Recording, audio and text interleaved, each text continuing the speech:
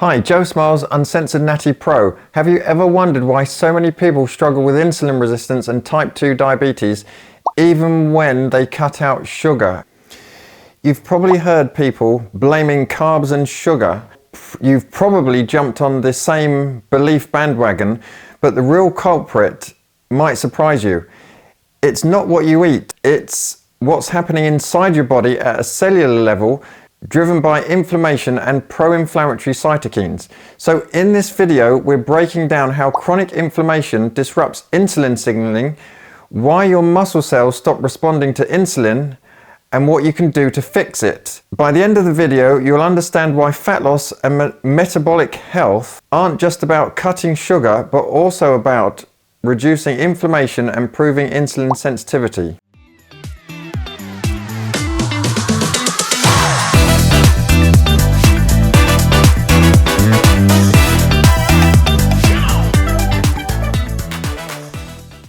What is insulin and why does it matter? Before we dive into how inflammation messes with your insulin, let's quickly explain what insulin does to your body and in your body. Insulin is a hormone produced by your pancreas that helps regulate your blood sugar levels. Think of insulin as a key that unlocks the doors to your muscle and fat cells, allowing glucose, so sugar from the food that you eat, to enter and to be used as energy. When your insulin is working properly, your body effectively moves and efficiently moves glucose from your bloodstream into your cells, keeping blood sugar levels stable. But when your body becomes insulin resistant, those doors don't open as easily, forcing your pancreas to produce more and more insulin to try and compensate to shift your blood glucose. And no, eating no glucose doesn't solve the problem, so stop believing that misinformation right fucking now. This guy was good. It doesn't exist. Over time, this insulin resistance leads to you having chronically high insulin levels, which is called hyperinsulinemia. This means that eventually you'll get 2 diabetes if left unchecked. So what causes these doors to stop working? So chronic inflammation, that's what causes it. And not sugar, for fuck's sake. Wait. The role of pro-inflammatory cytokines in insulin resistance.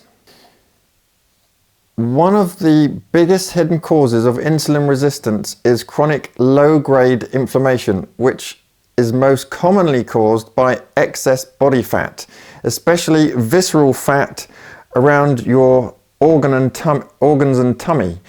Your fat cells aren't just passive storage units for energy, just sitting there making you feel warm, cozy and protected from the big bad world. And yes, that's pretty much psychologically why people get fat.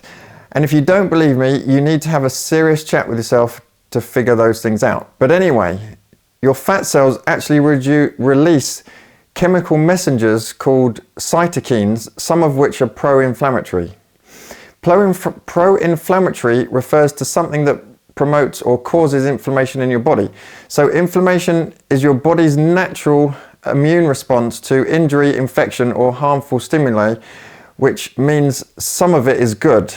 That's why I don't recommend my injury rehab patients take anti-inflammatory pills like ibuprofen, and definitely not take corticosteroid injections.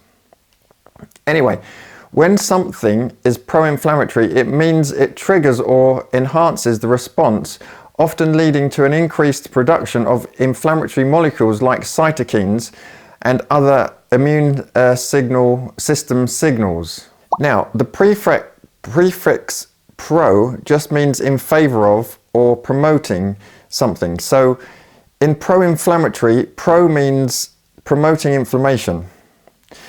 This means that your fat cells cause a chronic long-term amount of additional inflammation for your body. Great, huh? Oh, fuck. Not really. So much for body fat positivity acceptance movement. I will stop you right there. Get out of that cult pretty quick. I just don't get it. Overnutrition, not sugar, causes low-grade inflammation due to the accumulation of elevated levels of glucose and or lipids in your bloodstream that occurs and then leads to the activation of various unfavorable metabolic pathways. So this results in pro-inflammatory mediators that are decisively involved to provoke the pathogenesis of tissue-specific insulin resistance by interfering with insulin signaling pathways. Once insulin resistance develops, it increases oxidative stress in beta cells in your pancreas. The four main pro-inflammatory cytokine or mediator troublemakers for you are: number 1, tumor necrosis factor alpha. This increases inflammation and disrupts insulin signaling. Number 2, interleukin 6. This interferes with glucose metabolism and promotes insulin resistance. Number 3, interleukin 1 beta. This damages insulin-producing beta cells in your pancreas. 4, C-reactive protein. CRP is a systemic inflammatory biomarker that has been considered as one of the major causative factors for the development of insulin resistance and type 2 diabetes. How these cytokines mess with your insulin signaling. Now, okay, let's get into the cellular science behind insulin resistance.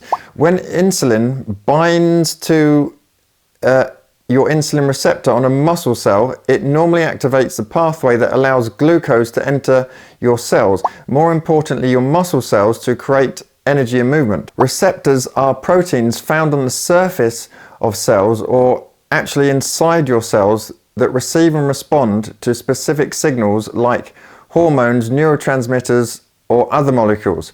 Think of them like locks, and the signaling molecules like insulin are the keys that fit into them to trigger a response inside the cells.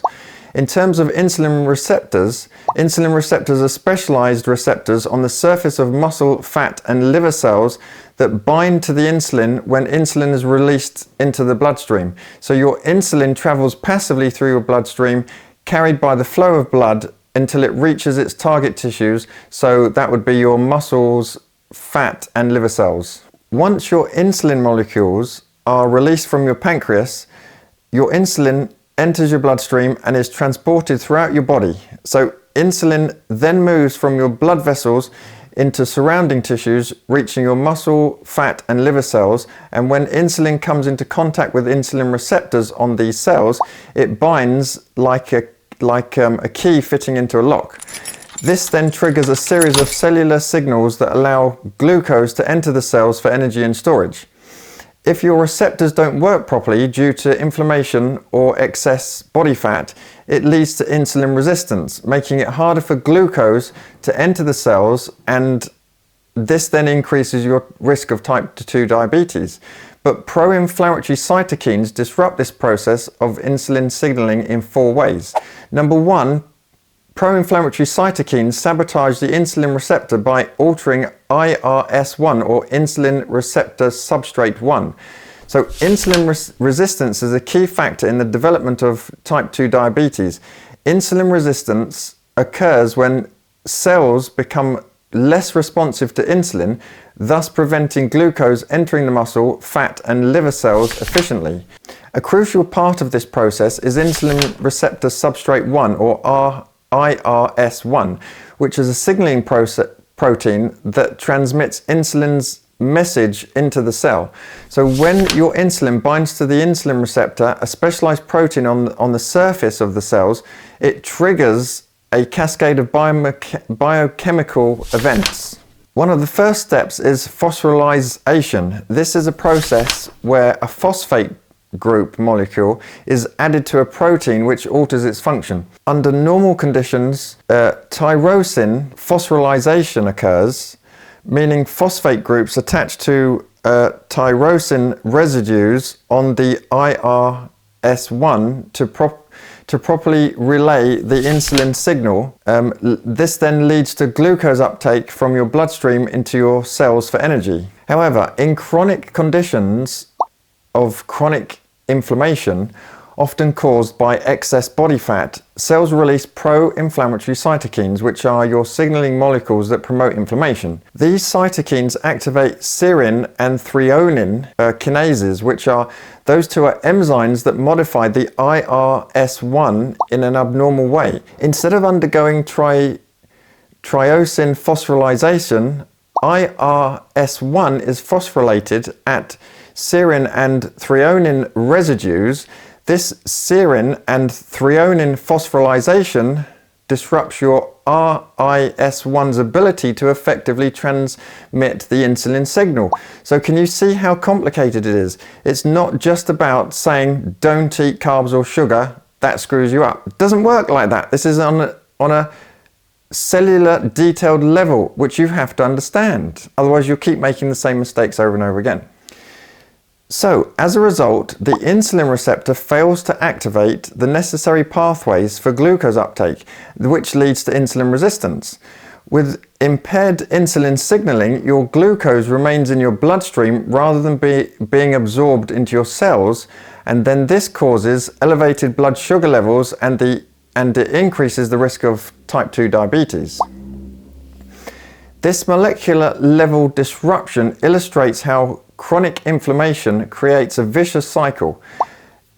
Excess fat, body fat, promotes inflammation. Inflammation interferes with insulin signaling, and insulin resistance further exacerbates metabolic dysfunction.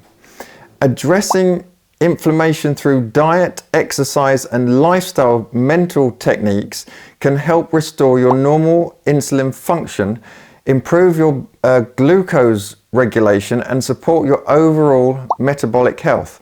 So all this means that your muscle cells can't hear insulin's message, leading to insulin resistance. 2. Pro-inflammatory cytokines prevent GLUT4 from moving to the cell surface.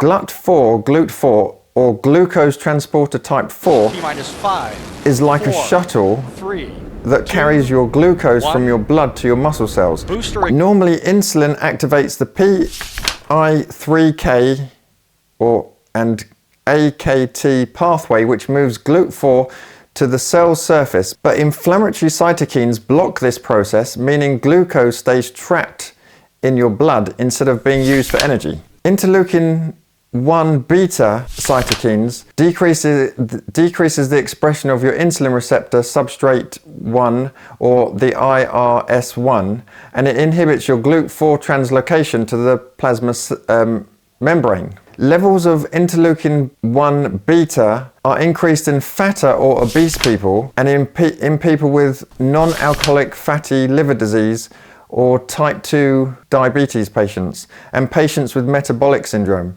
The interesting fact is that interleukin 1 beta actually decreases significantly after extensive fat loss. Okay, 3. Pro-inflammatory cytokines increase free fatty acids, making insulin signaling worse. Cytokines also trigger lipolysis, which is the breakdown of stored fat into free fatty acids. Too many free fatty acids in the bloodstream can further block insulin signaling, creating a vicious cycle. Interestingly, insulin resistance actually starts in your brain, in the region called the hypothalamus. This creates dysfunction in your normal balance of hunger and satiety signals.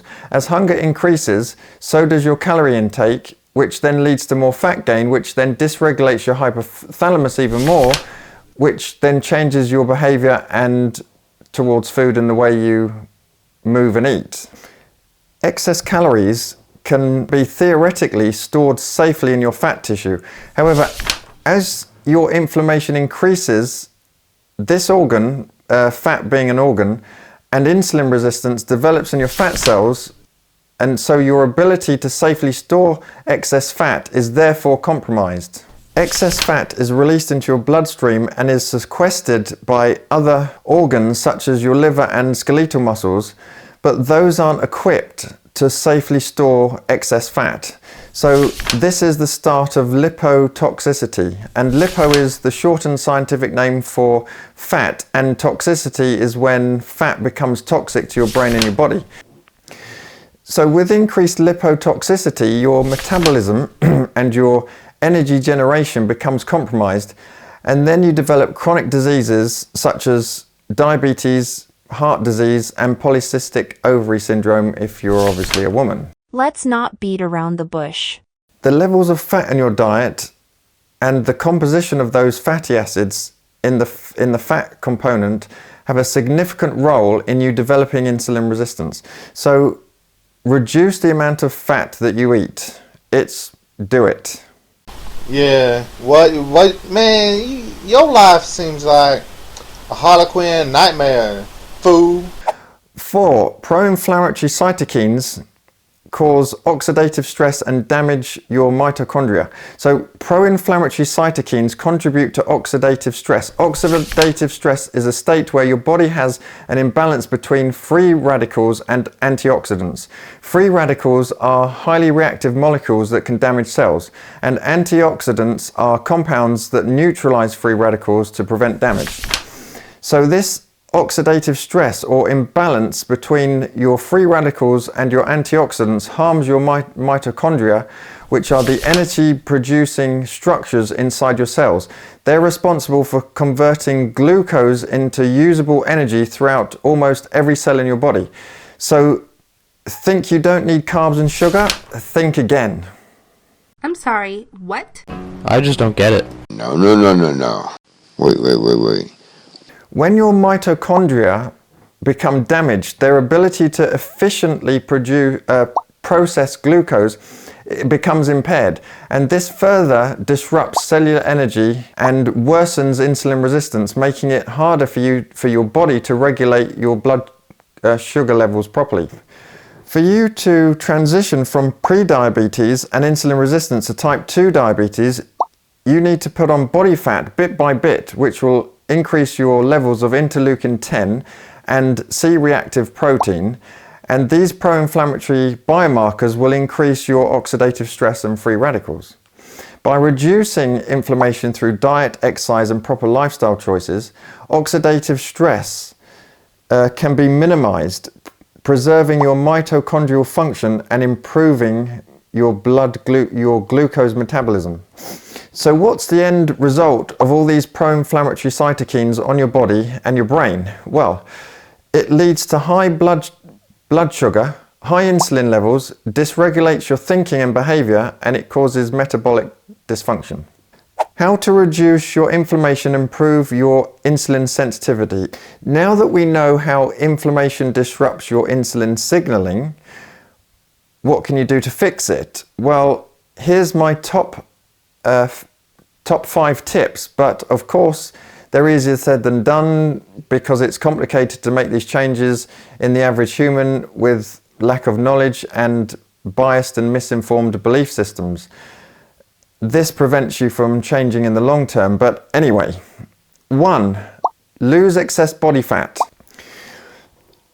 Reduce your body fat right down low, lower than you think. You want your visceral fat around your abdomen really low because this lowers your circulating pro-inflammatory cytokine levels, improving your insulin function. It's common for me to hear most people say, I'll look ill and I'll look gaunt and skinny if I lose my body fat. I hear this all the time. This video isn't about addressing these mental gymnastics, but believe me when I say it's your misinformed beliefs and education that are stopping you from becoming fitter and healthier.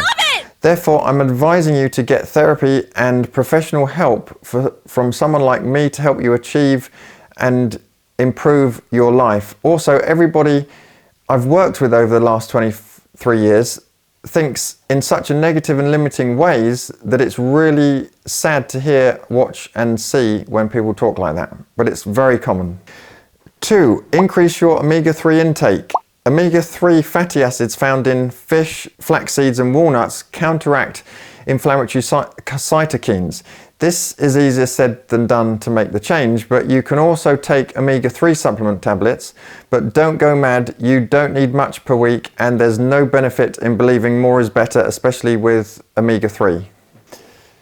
3. Improve gut health. A balanced gut microbiome lowers systemic inflammation. So eat fiber-rich foods and fermented foods. This would include foods like fruits, vegetables, whole grains, and fermented foods like yogurt, kimchi, and sauerkraut. But bear in mind, probiotic supplements are pretty much a waste of time because unlike digesting foods, the bacterium probiotic supplement capsules and powders mostly get destroyed as it enters your stomach and small intestine. 4. Strength training and exercise. Engaging in resistance training enhances GLUT4 or GLUT4 expression, which improves insulin sensitivity in your muscle cells. So, since the majority of your blood glucose is taken up by muscle tissue, having more muscle mass increases the number of insulin receptors and GLUT4 transporters, making glucose uptake and utilization of glucose much more efficient. This heightens insulin sensitivity and helps you regulate your blood sugar levels, reducing your risk of insulin resistance and metabolic disorders. Strength training is essential not only for optimizing insulin function, but also for improving your body composition by increasing your muscle mass and reducing your fat. Ultimately, strength supports longevity and enhances your overall quality of life as well. 5. Manage your stress and sleep. Chronic stress and poor sleep increase cortisol, which worsens inflammation and insulin resistance. Here's a 2022 study that explains that poor sleep quality and/or duration may impact various biochemical processes associated with oxidative stress and inflammation. This may in turn promote whole body insulin resistance, particularly in middle-aged females. And another study in 2022 about chronic stress explained that when the body experiences stress, it releases glucocorticoids, which is a class of steroid hormones, including cortisol, that help regulate metabolism, immune response, and inflammation. Elevated levels of glucocorticoids in your bloodstream can increase your blood sugar levels, which leads to oxidative stress, the imbalance between harmful free radicals and antioxidants and inflammation. This inflammation can further stimulate the hypothalamic pituitary adrenal axis, which is a system responsible for controlling stress responses, creating a self-reinforcing feedback loop that prolongs the stress response. The study goes on to explain that the outcome depends on your body's current physiological state and external factors. For example, disruptions to circadian rhythms, such as those caused by shift work, can interfere with glucocorticoid levels and weaken immune system function. Depending on whether these feedback loops are in balance or if one dominates, your body may either regulate inflammation effectively or experience prolonged inflammatory responses due to continued stress exposure. The way to control sleep and stress is to exercise hard throughout the week and make regular sleep times a priority, just like you would do with exercise training. You also need to do psychological techniques and skills to regulate your emotions. Okay, conclusion. Fix the root cause, not just the symptoms. You can see that there's a cascade of hormonal and signaling processes, including dysregulation of your brain and your body, that cause you to become insulin resistant. Yeah? You won't fix your health problems or your overweight problems by cutting out carbs or sugar, because that doesn't fix your complex biological problems. It's got nothing to do with carbs or sugar. If you cut out sugar, you'll have less blood glucose for that time that you're doing it, but your body will do everything it can to successfully create its own glucose out of other foods. Cutting out sugar and carbs to solve your problems is like having a leaking bottle of drink in your fridge, and every time you open your fridge, you get a towel and wipe the leak instead of removing the leaking drinks bottle. And you can't eliminate sugar forever. Even if you don't eat it for a period of time, you'll still get a buildup of glucose in your bloodstream, and you'll still produce too much insulin, and you'll have your cells being insulin resistant, and you'll still have your insulin receptors having reduced sensitivity to your insulin. You won't ever change this unless you reduce your body fat percentage right down and reduce your fat intake, and this will reduce your pro-inflammatory cytokines. Most people think insulin resistance is all about sugar and carbs, but as you've learnt here, chronic inflammation plays a huge role. If you want to improve your metabolic health, you need to address inflammation at its source by reducing your body fat right down, managing your stress, eating anti-inflammatory foods, and exercising, which involves sugar, and exercising regularly throughout your week for your whole life. If you found this breakdown helpful, hit the like button, subscribe for more science-based health insights, and share this video with someone who you think needs it. Please stop sharing other influencers' videos and stop yourself from listening to other influencers on social media. They're all thick. Yeah! And they're all making you thick. Yeah! Let's help more people understand the real causes of insulin resistance and how to fix it naturally. In the meantime, check out this video as you'll probably find it interesting, and why not comment below about your experiences with insulin resistance, inflammation, or your body weight issues. Have a discussion, and toodle pip.